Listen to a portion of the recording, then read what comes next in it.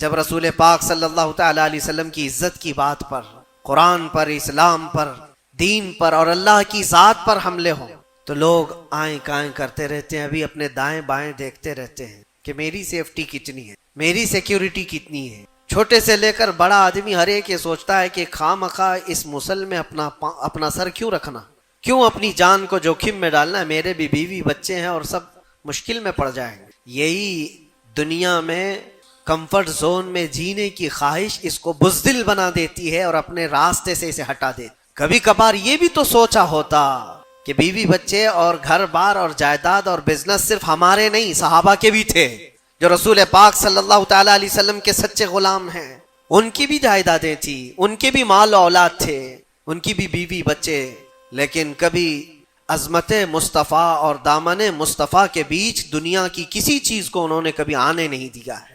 ہم ساری چیزوں کو پہلے مقدم رکھتے ہیں کہ کیا ہوگا۔ میرے عزیزو، ایک صحابی رسول کی بات اگر عرض کروں، ابو دحدہ ایسے مالدار صحابی تھے جن کا باغیچہ پورے مدینے میں سب سے قیمتی باغیچہ تھا، سب سے قیمتی باغیچہ تھا، اور ان کے باغیچے کی کھجوریں سب سے مہنگی کھجوریں۔ ابو دحدہ کے باغیچے کی شہرت تھی مدینے میں، مسجد نبوی میں بیٹھے ہوئے تھے۔ حضور پاک صلی اللہ تعالی علیہ وسلم کے پاس ایک مسئلہ آیا تھا، ایک یہودی کا اور ایک مسلمان کا، ایک دوسرے صحابی کا۔ اس یہودی کے اور مسلمان صحابی کے درمیان جو مسئلہ وہ تھا ایک درخت کو لے کر کے، کھجور کی درخت وہ یہودی کے آنگن میں تھا جس کی کھجوریں اس صحابی کے گھر پہ گر جاتی۔ انہوں نے خریدنے کے لیے کہا، وہ دینے کو راضی نہیں تھا۔ یا اس طرح کا ایک مسئلہ اور بھی ہے، اللہ کے نبی صلی اللہ تعالی علیہ وسلم نے رغبت دلائی، کوئی ہے جو یہ ایک درخت خرید کر کے میرے اس صحابی کو دے۔ اللہ کے نبی صلی اللہ تعالی علیہ وسلم کی ذات پر یہ یقین کامل تھا، انہیں دنیا بیچ میں کبھی روک نہ سکی۔ ہمارے تو چھوٹی دکانیں ہمیں روک دیتی ہیں، ہمارے تو چھوٹے دروازے ہمیں روک دیتے ہیں۔ عزیزان گرامی وقار، اپنے مقصد حیات سے آدمی جب بھٹکتا ہے تو کون سی چیزیں جو اسے اٹریکٹ کرتی ہیں دنیا میں؟ یہ مال دولت۔ مجھے وہ بات یاد آتی ہے، صدیق اکبر رضی اللہ تعالیٰ عنہ حضور پاک صلی اللہ علیہ وسلم کے ساتھ بیٹھے ہیں، حضور پاک صلی اللہ تعالیٰ علیہ وسلم کے ہاتھ میں ایک پیالہ ہے جس میں شہد ہے، آپ اس کو نوش فرمانا چاہتے ہیں، منہ کے قریب لے گئے، اچانک آپ نے واپس رکھ دیا اور کسی چیز کو دھکا دے کر کے ہٹانے لگے، جیسے کوئی مکھیوں کو بھگاتا ہے، جبکہ نبی پاک صلی اللہ علیہ وسلم کے جسم کے قریب کبھی کوئی مکھی نہیں آتی، لیکن اندیکھی چیز کو آپ ہٹا رہے تھے۔ پھر تھوڑی دیر کے بعد پیالے کو اٹھایا، پھر تھوڑی دیر منہ کے قریب جاتے ہی واپس رکھ دیا، پھر کسی چیز کو دھکا دے کر نکال رہے۔ تیسری مرتبہ پیالہ اٹھایا تو صحابہ نے دیکھا آپ کی آنکھوں سے آنسو روا ہیں، حضور پاک صلی اللہ تعالی علیہ وسلم کیا اشک بہ رہے ہیں۔ تو صحابہ نے پوچھا یہ کیا معاملہ ہے؟ حضور اکرم صلی اللہ تعالی علیہ وسلم فرماتے ہیں، پہلی بار جب میں نے شہد کا پیالہ اٹھایا تو دنیا میرے پاس سج سنور کر کے آئی، تیار ہو کر آئی، اور کہا اے اللہ کے نبی میرا حسن و جمال آپ قبول کر لیں، ہر طرح کے حسینائیں آپ کے قدموں میں لا کر رکھ دوں گی، ہر طرح کا حسن آپ کے قدموں میں لا کر رکھ دوں گی۔ حضور فرماتے میں نے دھکا دے کر دور کیا کہ مجھے تیرے حسن و جمال کی ضرورت نہیں، دنیا چلی گئی۔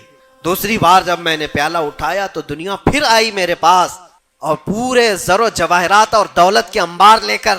دنیا نے کہا اے اللہ کے نبی یہ قبول کر لیں، آپ کے قدموں میں سونے کے محلات اور جواہرات سجا دیے جائیں گے۔ حضور پاک صلی اللہ علیہ وسلم فرماتے میں نے اس کو بھی دھکا دے کر دور کیا، نہ تیرے حسن و جمال کی طرف میں رغبت کروں گا، نہ تیرے دولت و مال کی طرف، مجھے اس کی بھی حاجت نہیں۔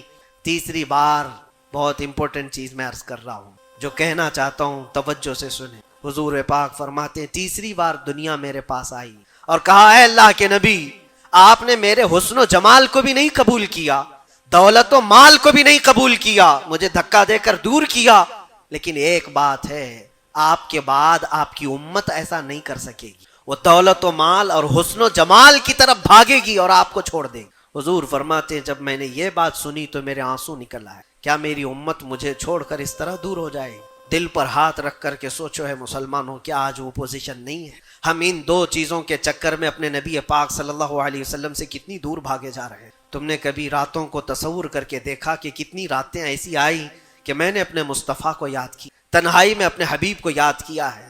اس رسول کا حال تو یہ تھا، ماں عائشہ صدیقہ فرماتی ایک رات ایسی نہیں گئی جس میں رسول پاک صلی اللہ علیہ وسلم اپنی امت کے لیے دعا نہ کرتے ہوں۔ رات کو کھڑے ہوتے تھے تو پنڈلیوں میں سوجن آ جاتی تھی، پیر سوج جاتے تھے اور کثرت سے روتے تھے اپنی امت کے لیے اللہ کی بارگاہ میں کہ مولا میری امت بھولی بھالی ہے، اس کی بخشش میرے حوالے۔ اور پھر اللہ کی بارگاہ میں دکھا کر کہا اے اللہ دیکھ اس بندے نے تجھے کیا دیا ہے اور مجھے کیا دیا ہے، تیرے نام پر مانگا تھا تو سڑی ہوئی چیزیں دیا اور میرے پیسوں سے دیا ہے تو اچھا مال دیا ہے۔ کیا یہ عام طور پر نہیں ہوتا ہمارے ہاں؟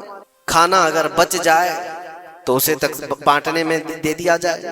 اس وقت مدرسے کے بچے یاد آتے ہیں، ولیمے میں، شادی میں، منگنی کی رسم میں کھانا دیگوں بنایا جاتا اور بچ جائے تو سوچتے ہیں کسی مدرسے میں غریب طلبہ کو دے دیا جائے، یا فقیروں اور مسکینوں کو کھرچن دینے کے لیے ہم کھڑے رہتے ہیں کہ بچ گیا ہے، خراب ہو جائے گا، اس سے اچھا ہے کہ غریب لوگ کھا لیں گے۔ ایسا کیوں نہیں ہوتا کہ جب دیگ پک کر تیار ہو جائے تو اس کا اوپر والا پہلا کھانا فقراء کو دے دیا جائے، کیونکہ وہ اللہ کے نام پر دیا جا رہا ہے۔ ہمارے اپنے کھانے سے پہلے غربا اور مساکین کا خیال کر لیا جائے۔ اسی لیے مجھے وہ بات یاد آتی ہے، رسول مکرم صلی اللہ تعالی علیہ وسلم کی عادت کریمہ تھی، جب آپ کے دسترخوان پر کوئی فقیر آتا تو اللہ کے نبی صلی اللہ علیہ وسلم کے دسترخوان پر جو کچھ ہوتا سب سے پہلے اس کو پیش کر دیتے ہیں۔ حضور پاک صلی اللہ علیہ وسلم رمضان کے مہینے میں دسترخوان پر بیٹھے ہوئے ہیں، ایک مسافر آیا بڑی دور سے، وہ حضور کو ملنے کے لیے آیا تھا۔ حضور پاک صلی اللہ علیہ وسلم اصحاب صفہ کے ساتھ، جو 70 صحابہ غریب صحابہ حضور کے در پر پلتے تھے، ان کے ساتھ افطاری کر رہے تھے، اور ایک مسافر آیا، اس کو بلایا گیا آ جاؤ دسترخوان پہ۔ 70 لوگوں کے بیچ میں دودھ کا ایک پیالہ تھا بس افطاری کے لیے، اور وہ جو مسافر آیا اس کو بٹھایا گیا، بڑا بھوکا تھا، اس سے کہا گیا لو آپ تناول کرو، آپ دودھ پی لو۔ اس نے اٹھایا، کسی کا خیال ہی نہیں کیا، پورا دودھ پی گیا۔ اللہ کے نبی صلی اللہ علیہ وسلم نے مسکرا کر کہا اللہ تیرا بھلا کرے، آتا ہے فقیروں پہ انہیں پیار کچھ ایسا، خود بھیک دیں اور خود کہیں منگتے کا بھلا ہو۔ ہماری پسندیدہ چیز اگر کوئی اٹھا لے تو پھر ہم آگ بگولا ہو جائیں۔ خاص طور پر اگر یہ آزمانا ہو تو رمضان میں افطار کے موقع پر دیکھیں اپنے دسترخوان پر سے ہمارے سامنے کی چیز کوئی اور اٹھانے لگ جائے تو پارا چڑھ جاتا ہے، غصہ آنے لگتا ہے، ہم نہیں دینا چاہتے، وہ سارا اپنا جمع کر کے رکھا ہوا ہوتا ہے۔ یہی وہ امتحان ہے جو قرآن میں اللہ فرماتا ہے اپنی پسندیدہ چیز جب تک تم اللہ کی بارگاہ میں نہیں قربان کرو گے اس کامیابی کو نہیں پہنچ سکتے۔ ہمارا دل چھوٹا ہے، اسی وقت اندازہ ہو جانا چاہیے کہ میرے دل میں وسعت کتنی ہے، کشادگی کتنی ہے۔ آزما کر کے دیکھ لینا، افطاری کے ٹائم پہ تھوڑا سا تمہارا شربت کوئی اٹھا لے یا کوئی فروٹ تمہارے ادھر سے ادھر کر دے دسترخوان پر، جھگڑے ہوتے ہیں بہت سارے، غصے میں آگ بگولا ہوتا ہے، لال پیلا ہوتا ہے، پتہ نہیں کیا کیا سنا دے گا۔ دن بھر کا صبر کیا ہوا آدمی وہ افطاری پر موجود چھوٹے سے ٹکڑے فروٹ کے اپنے دوسرے بھوکے بھائی کو دینا نہیں چاہتا، لیکن یہی چیز میں آپ کو بتاتا ہوں، کھا کر کے جب شکم سیر ہو جائے، پیٹ بھر جائے، مسجدوں میں افطار کے بعد ہم نے دیکھا ہے ڈھیروں فروٹ کے ٹکڑے پڑے ہوئے رہتے ہیں، اب اس کی طرف کوئی دیکھتا بھی نہیں، پیٹ بھر چکا ہے، وہی فروٹ ہے، وہی شربت ہے، وہی سب کچھ ہے، لیکن وہ گرا ہوا ہے، پڑا ہوا ہے، کہیں تو گٹروں اور نالیوں میں پھینک دیا جاتا ہے، یا اگر کوئی کھانے والا نہ ہو تو پھر رمضان میں مانگنے والے یا فقیروں کو ڈھونڈا جاتا ہے۔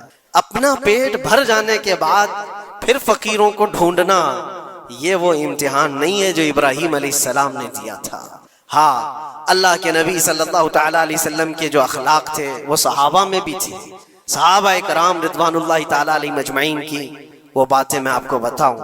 حضور پاک صلی اللہ علیہ وسلم کی بارگاہ میں ایک مہمان آتا ہے رات کے وقت، اور حضور صلی اللہ علیہ وسلم اپنے صحابہ میں فرماتے ہیں ہے کوئی جو میرے مہمان کی مہمان نوازی کرے اللہ اسے جنت سے کھانا کھلائے۔ صحابہ تو ظاہر سی بات ہے ہر نیکی کو بڑھ چڑھ کر کے لیتے تھے۔